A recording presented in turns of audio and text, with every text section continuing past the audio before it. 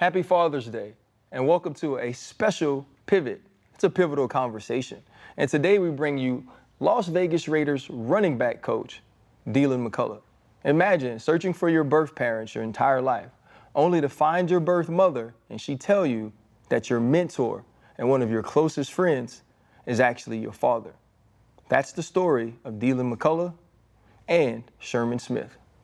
It's a happy Father's Day for them and a happy Father's Day for us. Thank you. Hold up, limitless, take a stomach, got a pin in it. I fought here to witness it. Got my people feeling militant.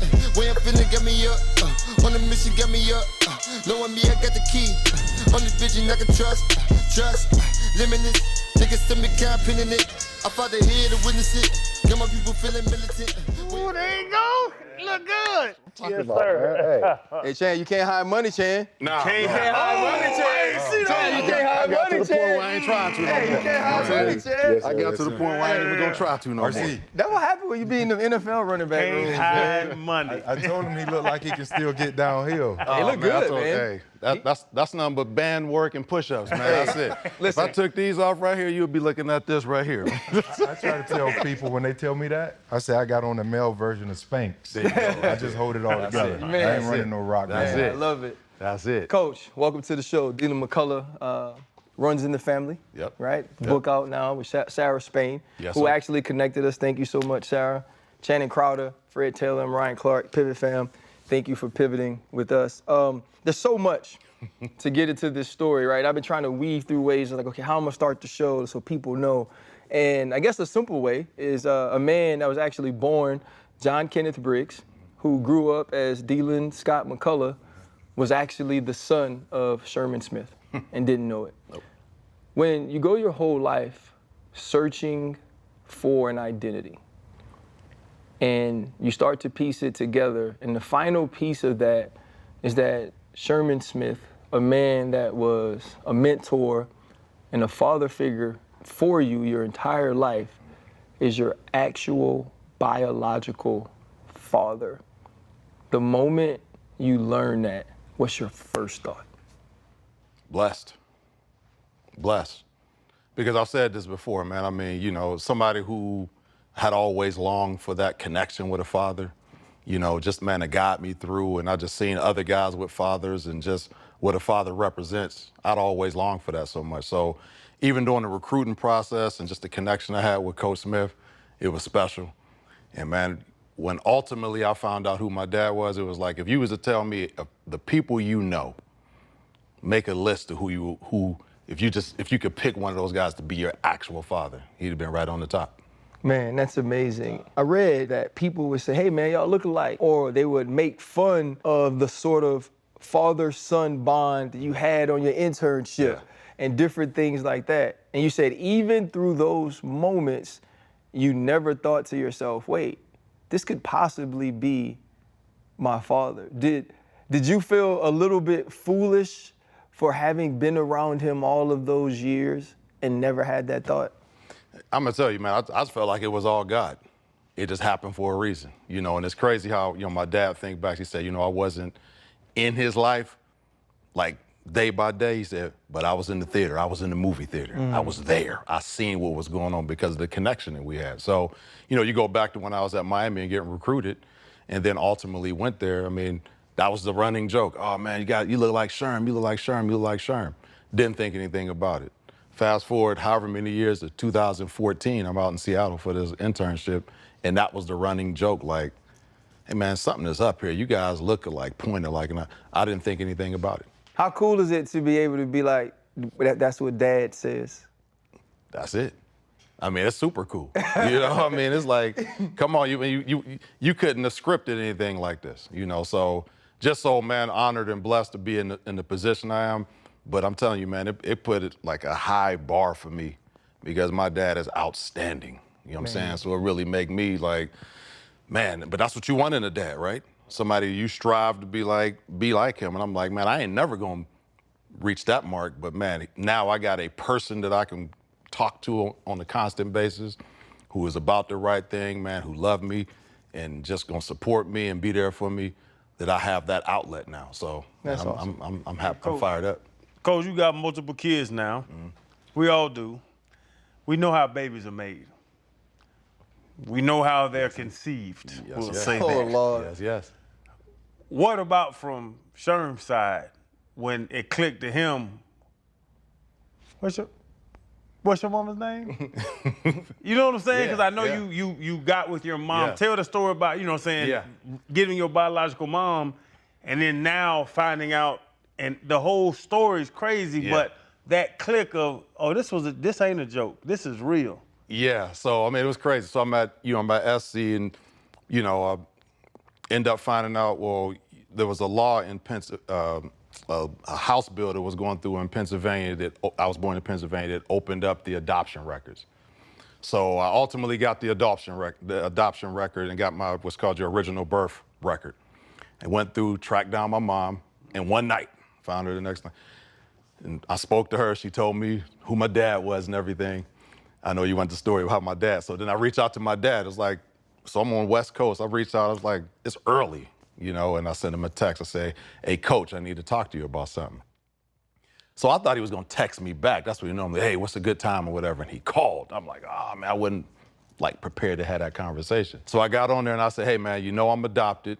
He's like, yeah, because he knew that from recruiting me. He's like, yeah, I know that. I know. I said, man, I've been, went through this process and I found my biological mom. So my dad is, really strong in his faith. Oh man, God is good, man. That's a blessing. I said, a little bit more. I said, there's another piece to this now. And I ran it straight like this. I just went straight through. I said, her name is Carol Briggs. I asked her who was my father, and she said you. I said, just like that. And he was quiet for a second, and he said, oh, I know Carol. I do know Carol. So that's where it kind of got going from there. And then, I mean, and it's in the book, I'm excited because I've been looking for my biological family all my life, It go from 0 to having a son for him. I didn't even process that. Yeah. And he told me, he cut the conversation quick, like, hey man, you know what, DeLand, I need to get off the phone with you. I need to process this. So it kind of set me back for a second. But when I sat back 10, 20 minutes after and I said, let's think about him. He went from, and then he ultimately reached out to me and said, look, your mom knew she had you. You knew you had parents out there. I knew nothing. I knew nothing. So just that time to process that. And then I kind of had a great conversation with him in between that, texting him, just like, hey, we're all good.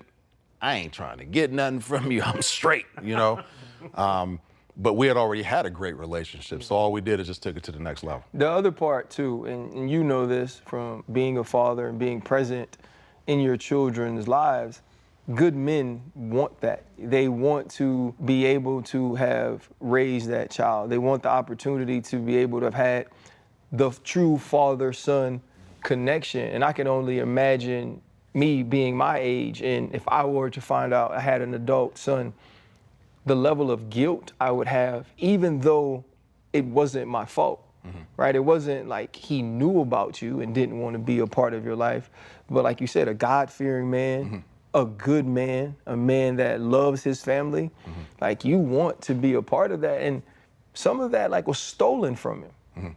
So I could only imagine him having to process it, and then you being on the other end like, man, I'm happy as heck. Yeah. I'm fired up. I'm like, yeah, exactly. And that's how I was, man. I was giddy. I'm reaching out to all my boys. Yeah, man, hey, what y'all thought was true. What y'all thought was true. You know what I'm saying? Everybody was like just blown away. Right. So he didn't initially have that because he had to process what he had to process. And the thing is, he sat back and he said, you know what? Because of the things you said, the reputation he had, what he built his adult life on was being responsible, being accountable, and all these different things, and that's what I said to him. You didn't know, and kind of released some of that as he was going through his process. And then he came back and he was good. He was good after that. Yep. They say the apple doesn't fall far. Coach was a hell of a running back, so were you yourself.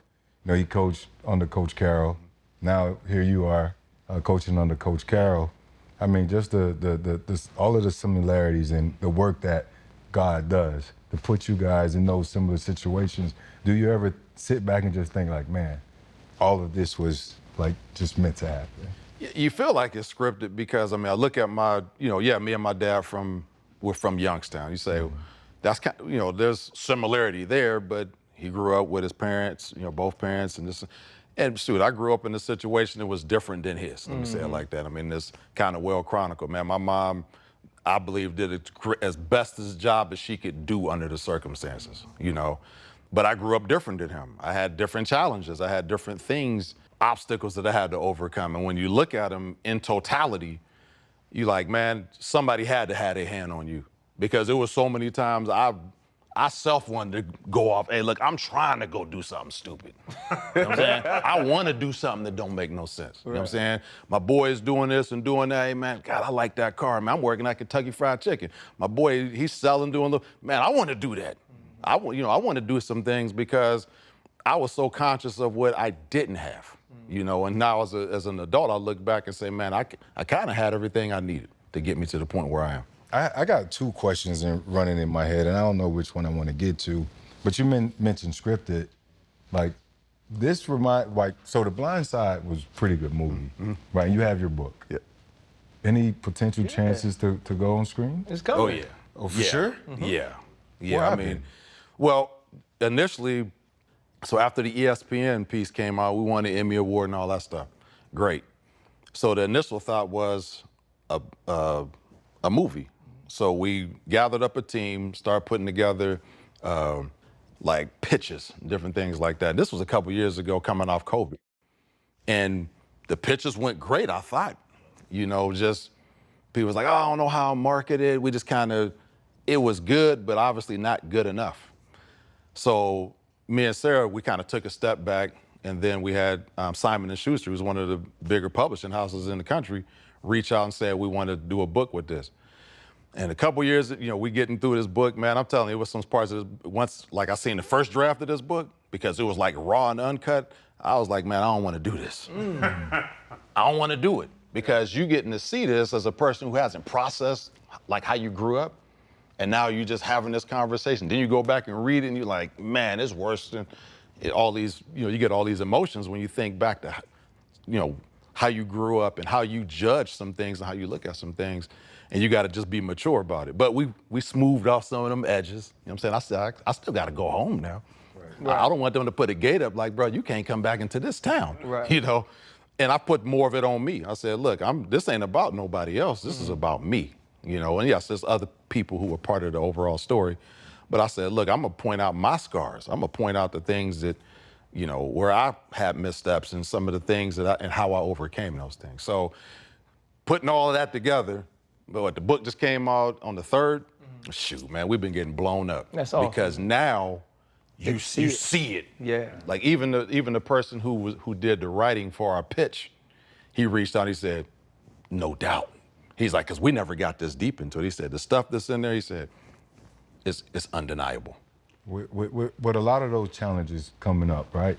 But just going back, like what's the one thing that I guess sticks out the most to you that kept you on the straight and narrow? So you didn't land into some of those pitfalls that you felt like you can just run off and go and participate in. Well, I mean, for me, it got to a point where like some of the things that was going on at home and different things like that. My mom, like I said, this ain't no indictment. It was what it was. I ended up taking a lot of those negative things and flipping it. Like instead of saying, you know what, man, this is how I'm gonna be. This is just how it is. It's bad.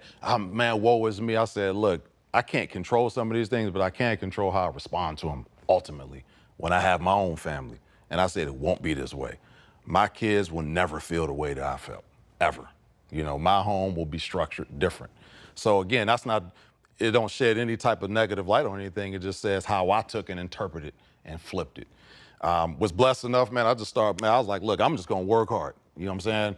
I was not great in school. I was like barely, I was like a barely in school. People say, oh, man, you speak and stuff so well. I said, man, no, nah. I said, you go back when I was in high school, I barely graduated from high school, barely.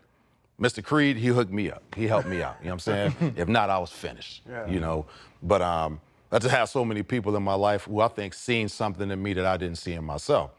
Because although I wanted to venture off into this foolishness, and I was with some of my dudes who was like, they about that life. But they take, nah, man, you go home. I'm like, what you talking about? You trying to little brother me? Man, I'm the same age as y'all. I want to go kick it too. Nah, man, you go ahead and go home, man. Yeah. You know, then I'm hearing the next day in school all the stories of what happened when I went home. I'm like, man, I went in on that. But that's, you know what I'm saying, that's just kind of that's somebody just watching over me. And Coach, I was actually on the Tamron Hall show with my wife, who found her father. I helped her find her biological father at like 23. And to watch that connection where it's not it's two grown people meeting for the first time and all. How was that late meeting where he wasn't bringing you up, but he was, that's the weird part to me. He was bringing you up, but he wasn't your dad, but he was around. So was it different if he wasn't that coach, if Sherm wasn't that dude around you, and how did y'all connect? How easy was it to connect at that age? Just like you said, I mean, and we talk about runs in the family, we talk about football, and I'll talk to my sons about, I said, just think of so many things, and shoot, we all got these stories, of how football was like the intersecting point on all of these relationships and different things. I said, what if I ain't played football? I never met him. I mean, you just don't know. You know what I'm saying? So you just don't know what would have happened in life. But when I finally met him as my dad, that was the thing right there. It was like, man, you know what I'm saying? I reached out, hey, I'm gonna come through. I'm recruiting, I'm at SC. You know, I kind of set my recruiting up so I can be out in the Tennessee area, in the Nashville area, and I went over there, man. I just sat outside, I was parked on the street. I sat there for around 10 minutes. And I could see him up there at the door moving around. I'm like, man, first of all, man, this crib is sweet. First thing, I'm like, God dang, man, this crib is laid out. Yeah. You know, and then I walked up, you know, and got on the porch. Man, he opened the door and he just said, my son. And it was over, man. I just melted. It was like I was 5 years old, man. Oh, man. I'm like, wow, it was something, man. I mean, it's because I'd never been addressed by a man. I called you a son. As my son, you know, and then to have somebody of his stature and of his level and the love and the relationship I had with him, shoot, man, it was over the top. You already put him on a pedestal. You already respected him. The hierarchy was already there. What did knowing that that's your dad and that's my son change? He was already coach to exactly. you. Like y'all kind of had that relationship, but now you know biologically that's my dad. What changed with that? Man, it was the completing of a circle for me. You know, I mean, because, you know, I mean, like any of us, you wonder, where did this come from? Where did my ability to this? Where did my work ethic? Where did these things come from?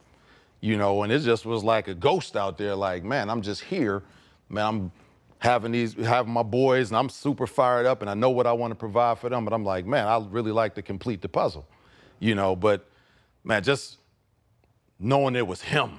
You know what I'm saying? That's the thing. It was like, you couldn't script anything better. So now our conversations would be, hey, coach, what's up? Hey, man, I talked to him about what's going on with coaching, and hey, how you know, inside zone, and hey, what you think about my, you know, I'm thinking about taking this job or doing that job. Now, anytime we're on the phone, we're talking for a minimum of an hour. You got to be prepared to budget around at least an hour, because the conversations not only are that, but it's just the depth, you know? And I think what he did and I did is you realize so many things that are similar.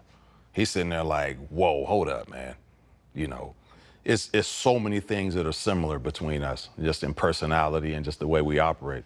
And one thing that stands out, you know, with his coaching, and I did it I was doing it but didn't have a word for it or have a sentence for it, but he had one, which he did, and it went over my head 30-some years ago. He sat in that room before every season, or when he recruits you, or before spring or whatever, when he got the new group of guys, and he said, you may not be looking for a father, but I'm gonna treat you like you're my son. Mm-hmm. So, man, you go full circle, and I said, well, little did you know. Little did you know. You know what I'm saying? Hey, I was looking for my father. I was looking for my father, and I was your son. Yeah, you know, you're talking a lot, too, about nature versus nurture, right? He said he called his aunt, and she got to see a picture of you. She was like, boy, that's your son. Don't go waste that good money. You know what I mean? Like that's your child, you know? And I think that's like the beautiful thing. Like I get to watch Jordan all the time, you know, who you know. And it's like, yeah, that's mine. He's staying like me. You see all those things, and like those are things you sort of revel in, because that's a gift from God, right? And that's what our children are to us. And you seem so positive about the entire experience. And maybe it's the happy ending, you know, of having someone that is such a high quality human be your father.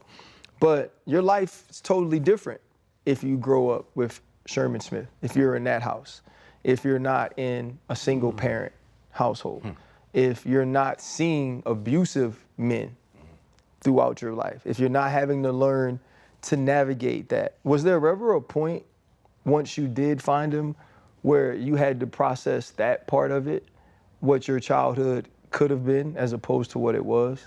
Nope, never.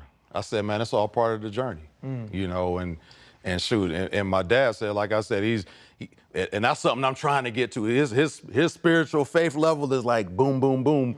I'm climbing, I'm trying to get there, you know. But he said, man, this is a story for God's glory.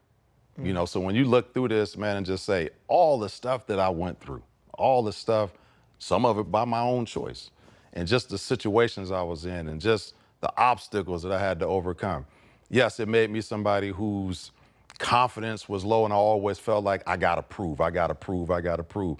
I done did all these things in ball. I still go there. I'm walking there tomorrow like, man, I gotta show these guys I'm the best running back coach there is out here, period. And when my receipts is long, you know, and it don't matter. That's just how I'm built. That's just how, you know, the experiences I had, how it put me in this situation. So no, to go back to your original question, I don't think about that because I don't want to be disrespectful to how I grew up and the experiences that I had with my mom and how she had to mold me and how my situation, my circumstances molded me.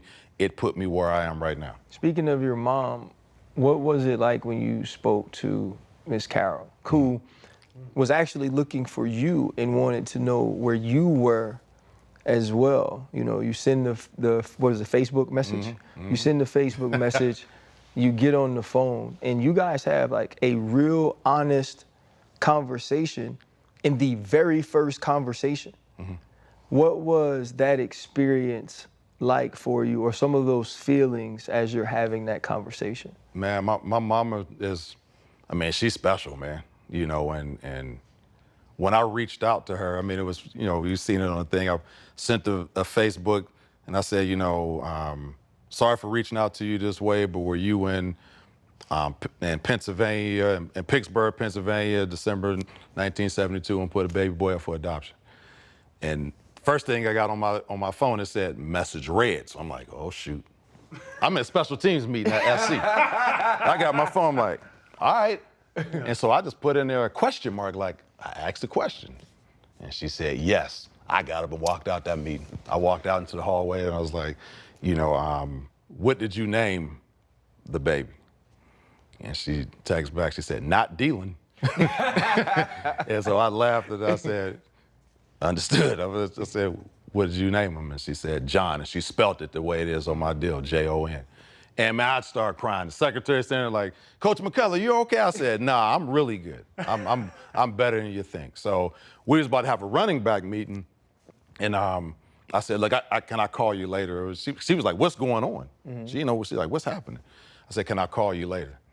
So went through the rest of the day. The running backs picked up quickly. Ronald Jones and all them guys like, Coach, what's up? And I just broke down. We didn't even have a running back meeting that day. We just talked about this. But that's the relationship I have with my guys. That's the relationship with my guys, man. We talk about it, and these guys like, those are my guys, man. Yeah. So they had a front row seat to see this whole thing unfold. So that night after practice, Coach, let's break down the whole practice. Like, Coach, I can't wait. I can't wait to hear about what happened in this conversation. So after practice, I reached out and I called our guy on the phone, and man, it's like no time lapse. Wow. You know, we were just talking. And I said, you know, where are you? She said, in Youngstown. I'm like, what? I said, where? She told me she was 10 minutes away from where I grew up, you know. She talked about her dad and how much he was into sports. She said, I know he had seen you. Youngstown ain't that big. We had to cross over at some point. So, I mean, it was just a great conversation. She told me how, you know, hey, I was young. My mom, you know, I was at a home for girls. I had you. She said, DeLand, I was not in a position to raise you. So I relieved her of that guilt. Like, you good. You know, it's not a problem. You know, I mean, everything, I'm good. I'm not mad. I'm happy I found you, you know, but I'm not upset. I don't have any gripes or anything like that to throw at you. Then we just kind of went through everything, you know, and she was like, like so loving, so supportive. I mean, that phone call was just unbelievable. And of course, she told me everything about my dad. So what happens when she goes, oh, his name was Sherman Smith? Oh, shoot. So She knew automatic?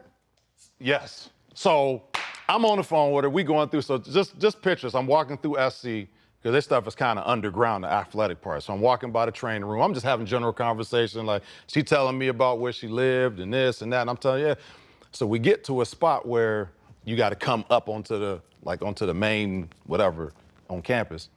So I'm by myself. And it just happened this way. So I said, well, shoot. I said, I got any brothers and sisters? I said, because Youngstown is small. She's like, no, I never had any more kids, and I never got married or anything. I said, well, shoot, who's my dad? And I just happened to be by myself. All my conversation up to that point, I'm walking by people, and I'm by myself. Just happened to be there, about to come through these steps going up. And she said, your dad is a man named Sherman Smith. And I was like, I hit the ground. And she said, what's wrong? I said, oh, I know him. I know him. And she's like, how? I said, he recruited me. He was my coach, and he'd been my mentor for over 20 years. And she was just blown away. I said, did he know? And she was like, he never knew anything. He was left off to go to school. Never knew anything, so. That's crazy. Crazy. It almost seemed fake. Like, to me, So when you talk about that, so when the story got to Sarah, so a guy who was a fullback at Miami of Ohio, so in the same room with my dad, he told Sarah. Sarah called me with the ESPN people. I tell them the whole long story, everything. It was quiet for a couple of seconds, and Sarah said, this is unbelievable. She just loses it. Right. She said, we want to do something with this. The next day, they called me and she said, the people above me don't believe this. You got to send us some proof. They didn't believe it. They did not believe it. They said, you got to send us some proof of what you're saying is the truth. We ain't buying it. Even from those bits and pieces before I asked you about the movie, Yeah. I'm like, this will be great. And now I'm like, oh, this is certainly Oscar worthy. Man. It is amazing, right? Freddie C, if you are sitting in the movie, Bro, I'm right? fine. Like, let's say this. Let's say we don't know Coach, right? We don't know Coach. And I'm sitting in the movie, right? And I don't know that it's a real story. When the credits roll, I go, that was cool, but that'll never happen. That ain't real. Listen. This is, you know how they say like it's a script only Hollywood could write? Hollywood wouldn't write this. It is that once in a lifetime that something like this would happen. Man, that is such a blessing. It's beautiful, and surrounding all those circumstances, there are a lot of coaches who just coach, right? Just come in, punch the clock, get out. There are also a lot of coaches that coach from here, that fatherly figure, that love, that tapping into life, want to see these guys succeed more than just on the field. Like, what do you take from your circumstances to pour into, your guys to try and help them maximize their potential as a young man and adult, to navigate the circumstances and challenges that the NFL brings? Well, I mean, you think about when I was in school, I had no thought about being a coach. So I get done playing all the knees, 3 ACLs, I got hip replacement, I'm blown out. So, but I knew I wanted to work in a population like how I grew up.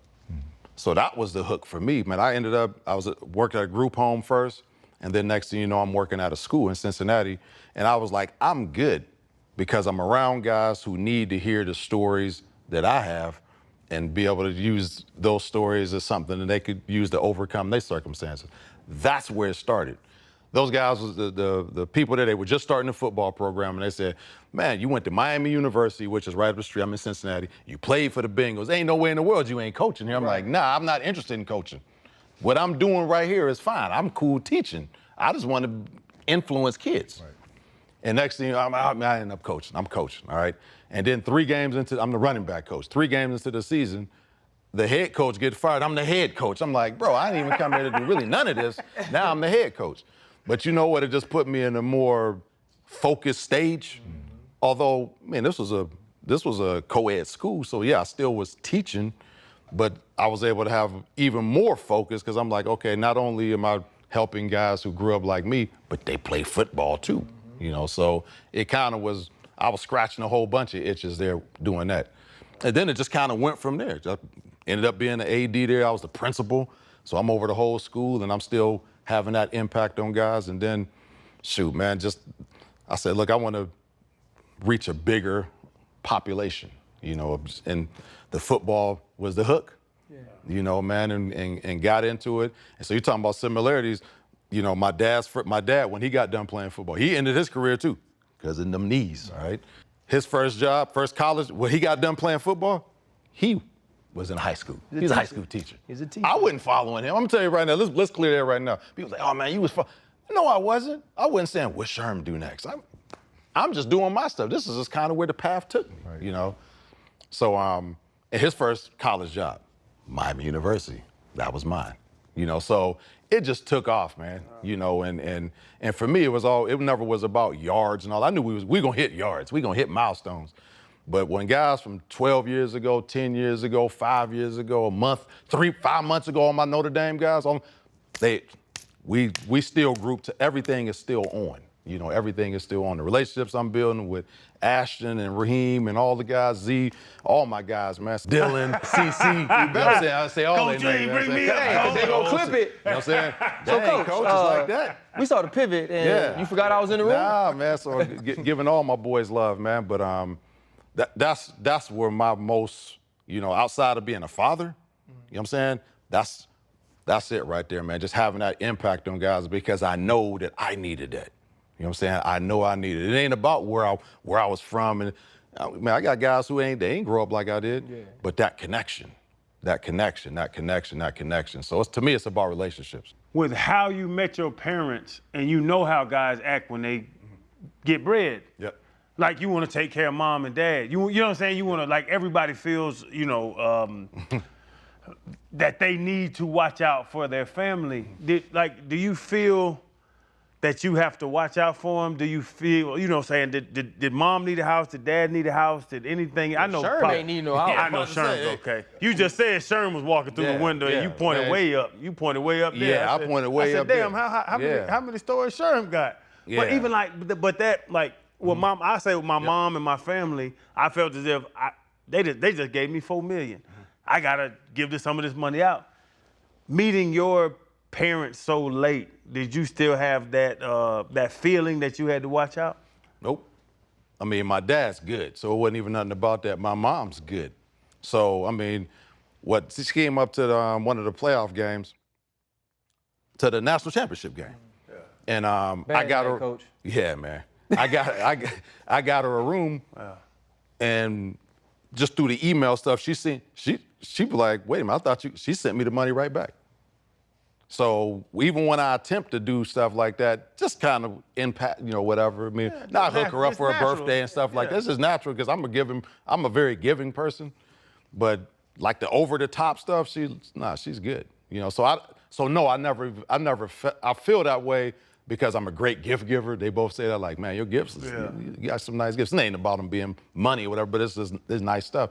That's the type of person. I'm that type of person. But I never felt like, man, what's she about to ask for next? Make up for loss. I was thinking kind of like you got to make up for loss. No, I got to do this to try to this. Or no, I never felt that way. Never felt that way. Well, the other thing is, too, I think in no way an insult to Ms. Carroll or to Coach Sherm, it was normally what makes you feel like you have to take care of them is because they took care of you.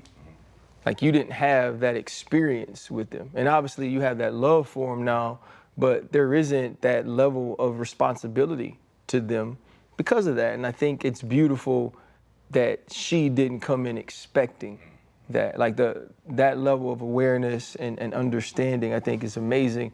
You know, my dad is not like a big advice guy. Like, he's a very present pops, and he always makes sure like the mood is great and perfect. So anything he ever told me that felt like advice, like I hung on to it, right? Any little nugget, any little gem, like that was something I lived by.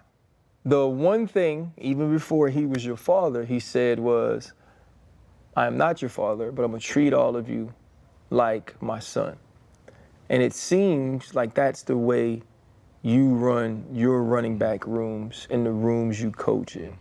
How cool is it that a piece of advice that was actually from your real father is something that has really guided you throughout your professional life? Man, you talking about nature versus nurture. You know what I'm saying? Like, and people, you know, when I went up to Seattle for that internship, Spencer Ware was a running back in that room. LSU, Cincinnati, Princeton. And next thing you know, I get the job with Kansas City, Spence is there. And he in the running back room, be like, man, he's shaking, he said, this is just too much for me, man. He's like, you and your pop, he's like, you so much like your pops, man. Because he got coached by us both. Yeah. He's like, man, you so much like your pops.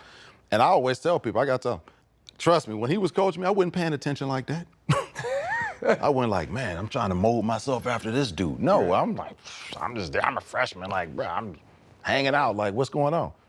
And then all my experiences with him was never about how he operated a room, but the biggest thing was the tone that he set. I think that's that little seed that he planted of, you may not be looking for a father, but I'm gonna treat you like my son. And he did. And he did. You know what I'm saying? And that just grew so much into what my coaching, how I coach right now. It just is what it is. You ever think about I'm sure you do, it's your life. Shoot, I think about it, it's not my life. Like, he left after a year though. Yep. It wasn't like you had this incredible college, now you had an incredible college career with 4,000 yards, 30 plus touchdowns, but it was not like he was in the room with you every day for 4 years, coach. You know, like, he leaves. And the fact that your lives kept intersecting and he continued to be a part of it, like you said, this is a story for God's glory. For you now, how much did finding out who your father is, how much did that change Father's Day for you? Oh, it changed it a lot, you know, because, you know, who was I saying Happy Father's Day to? I mean, outside of, you know, just other fathers, Happy Father's Day, I know you're a father, but not, you know, anything that was directly tied to me, you know. So yes, it changed it a lot. It added a much higher level of substance to it, for sure, you know. And just the way I operate in my house with, you know, with my boys and how I kind of put them on a pedestal and how I said, you know what, I want to be the father that I didn't have, like times 1,000, you know. I'm like, man, I never want my sons I want them to know what a present on top of it, Dad, looked like. I didn't have that. So I was like over the top. Yeah. Over the top. And when nobody gonna tell me not to be. Yeah. You wasn't telling me, man, it's no. Man, they don't need that. Yes, yeah. Yes, they do. I'm gonna make sure that they good on everything. So yes, Father's Day for me, now that I have a father, you know, that I know who my father is, and I said this earlier, it's like a completion of the circle for me. You know, it's just like, man, you just feel whole as a person because I felt those gaps, and those gaps led to a lot of things, you know, that I had no answers for earlier in my life, you know, just kind of how I was and how I operated and different things like that, and not having that relationship. And who's to say it wouldn't, because I didn't have a father, a present father, especially somebody of magnitude, because I know if I'm growing up with my dad, Sherm, those issues that would have been taken care of. And being a coach, because I'd be like, tighten up. Got to tighten your ass up. And my wife's like, no, you're not. Because I coach a little bit. I coach in high school, whatever. Do you bring it home? Because I remember my Big Randy, who just passed, my dad just passed, he would say every play, every day. Every play, every day. He's like, we on the field. What are you talking about? Exactly. Every play, every day.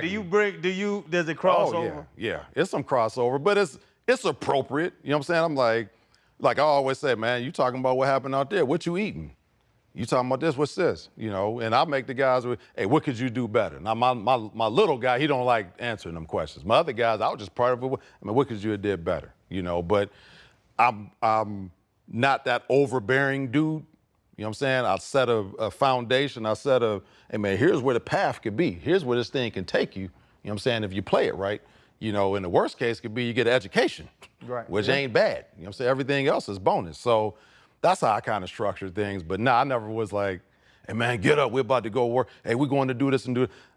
Because I was in the role that I was in, because I earned a little bit, I got a little, you know what I'm saying, got some resources, you know what I'm saying? I was able to, hey man, you guys got these camps, there's different things you can do. Hey, you can go here, we can do this, hey, I'll take you to this. Hey, this stuff we can do at home. But I just wanted to make sure those guys had the infrastructure across the board to be successful. Do you find it ironic that you're such a good son maker? You know? I know what makes sons. Okay, stop it. Okay, never mind. Yeah. There you go, I hear you. Yeah. I hear you. I hear you. Like the room is not. It's not just us. Okay, I'm sorry. Yeah, It's it's all not good. just- It's all good. it's the- But you know what I mean? Like It's an to approach be to able making to, sons. you know, to having, you know, searched for your father and be able to now give that gift to young men in your own household. You know, I just don't think God makes mistakes. I just don't believe that. To be able to know what it's like to be a young man who, not like, you know, they're always saying, yeah, he's searching for himself. No, you legitimately were searching. It's not metaphorical. You were searching for your father. And now to be able to give someone with your own DNA that, like, how do you each day just approach that blessing and that responsibility based on your experiences? Man, just with gratitude, with thanks. You know, man, when I think about just, especially with the book, because you really get this, it's like, man, see, how did I get here? You know, and just like, man, this is crazy, you know. All the things and the pitfalls and the things I go into, I know my dad, he made the comment, now I run with it. Your scars can become beauty marks if somebody learned from them. So I've been using that approach. I just didn't have a sentence, not a phrase for it. Yeah. But I've been using that with my own kids. I tell them, hey man, this is what I did, this, I did. Hey man, I made this mistake, I made that error, made this mistake, whatever. You know what I'm saying? So even in my running back rooms, include that in there. I mean, you're talking about with my RBs, we'll have, there's 4 things I cover with them before we start OTAs or training camp or whatever, spring ball, wherever I've been. You know, what can they expect from me? What I expect from you? How you earn a job? How you keep a job? When I'm going through the expectations for me, one of the things in there, and I think this is it ain't a separator, but it's a thing that makes things more human in there. I tell them what you can expect from me is imperfection. Bro, I don't know everything. And I'm gonna tell you some stuff that ain't, as far as in the process of just learning and teaching in life, that ain't flattering. You know what I'm saying? There's some stuff like, man, I ain't proud of. You know, so man, the guys always say, what's some story time, coach? Give us something. You know, and I run some stuff down to them, you know what I'm saying? But you always bring it back to this is what you learned from this. So it's been good, man, just to be in this position. And like I said, you know, the relationships, just building the young men, the football stuff. Yeah, I want to be the best running back coach in the country now. We've heard a lot about the relationship and the reconnection with Sherm. Yep. Right? But I would assume that Mrs. Dell, your adoptive mother, and Mr. McCullough did an outstanding job. One, because you haven't changed your last name. And Now you're going into something else, but go ahead. yeah, so I don't know if you considered that because of lineage and legacy, or have you?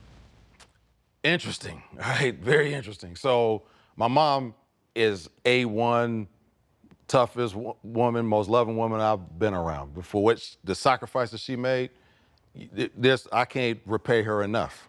You know, and she looks at it on the other side like, now she can reflect like, man, my sons, I shouldn't, you know, y'all couldn't understand some of the things I said, it don't even matter. It don't even matter. Now, if I was sitting here with a jailhouse memoir, that's different. Like, yeah, man, your foolishness, I'm sitting up in jail. No, so no, it wasn't like that, you know. So she did an outstanding job.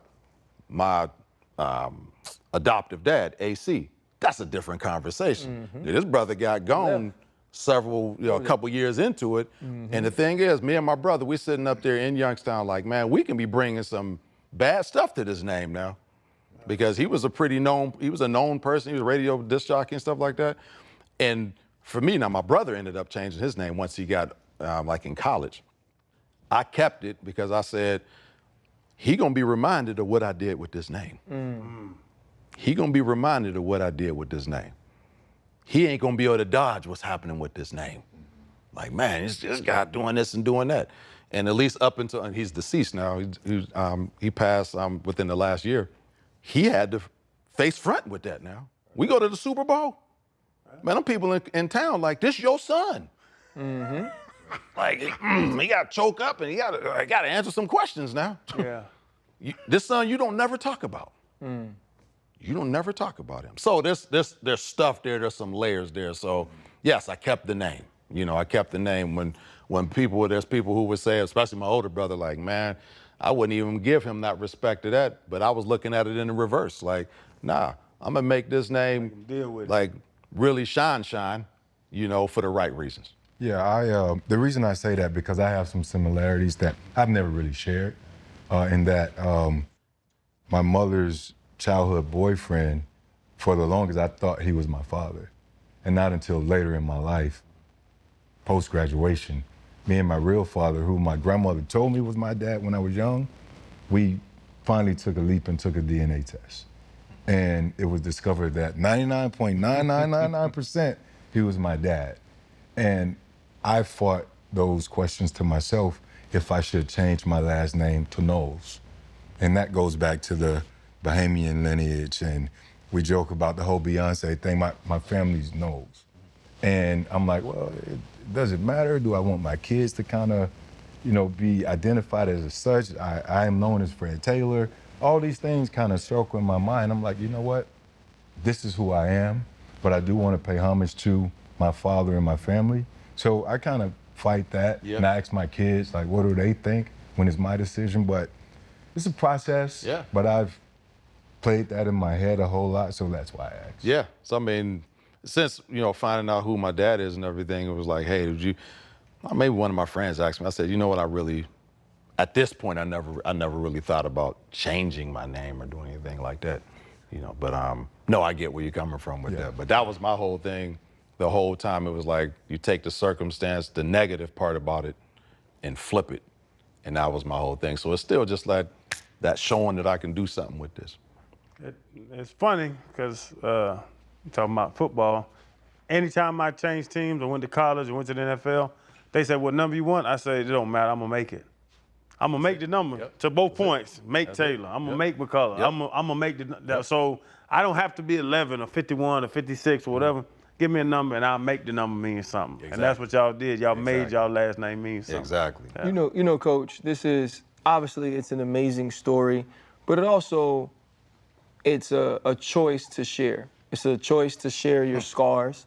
It's a choice to let people know that though this story had a happy ending, there were some things in the middle pages of this book and some of these chapters that are extremely difficult to live through. What do you want people to learn about your journey, your mother's journey, your biological mother's journey, your father's journey, that they could take away from this that shows them how important family truly is? Man, that redemption is real. You know what I'm saying? Healing is possible. I think about legacy is something that doesn't happen after you die. It's something that you do while you're living. And I just think about what story are you living and what story are you leaving? You know what I'm saying? How do those match up? I threw that out of my backs this morning. I like that. I threw that out of the backs this morning. I threw that out of the backs this morning. I threw that out of the backs this morning. It was like, I said, yeah, do those match up? Yeah. Do those match up? So man, you get this introspection when you go back and you're looking at basically your life on the book. Like, man, it's laid out there, especially for a brother like me who's very, very quiet, very much to himself, very private person. So man, I'm like, and I never had no therapy for none of this. That's the part too. It's been rough because I'm like, man, I'm like, you kicking up some dust on some stuff, and I ain't never really processed it through. So now I'm processing it in real time with the world, and some people, just so as I'm sitting here, somebody might tear that book up And I got to, hey man, it's this, and just whatever they got to say in there, it just is what it is. And I open myself up for that, you know, and that's fine. Coach, thank you so much. Like, just for the time, I think people can, one, learn why they should be grateful, and also understand how to live with gratitude. Because it's one thing to have the feeling, but it's another thing to live it, because that's an action. And that's an action that other people get to experience, man. So we appreciate you, bro. Can't wait to drop this. Yes, sir. Good. All right, my dog. Listen. That boy got a crazy jump cut, Yeah. don't he? Jump. Mean. Man, hey, I'm gonna tell you what, just the way he approached the things every day, Ready. he ready. I can't wait to He see ready. it. Hold up, limitless. Take a stomach, got a pin in it. I fought the head to witness it. Got my people feeling militant. Way I'm feeling got me up. On the mission got me up. Knowing me, I got the key. On the vision I can trust. Trust. Limitless. Take a stomach, got a pin in it. I fought the head to witness it. Got my people feeling militant. Way I'm feeling got me up.